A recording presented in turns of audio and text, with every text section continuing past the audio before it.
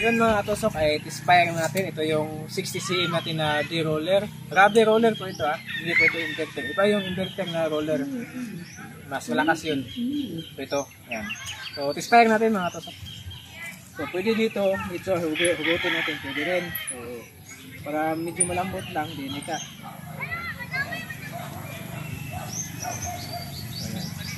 So ito yung panghugot natin. So tispire natin. Ito yung ang segunda. Yan. Ito yung kwarta.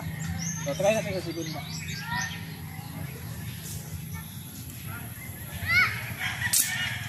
Yan.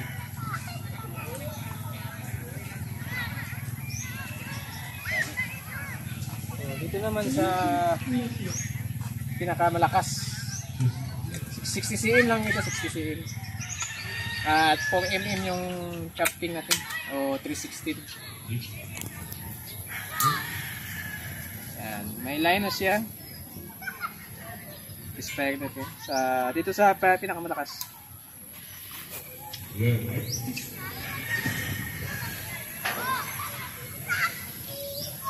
Yan po.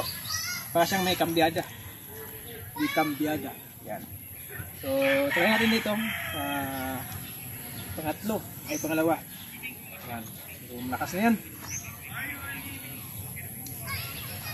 Yan.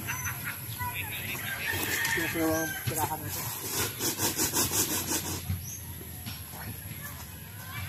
Yan kita.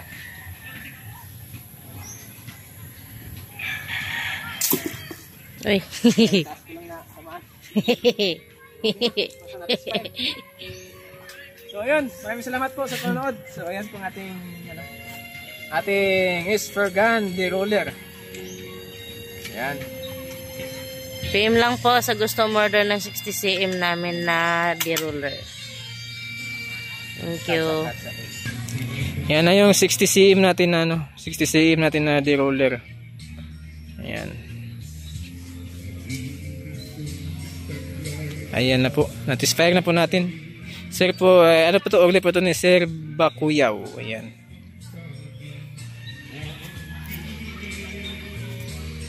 Ayan.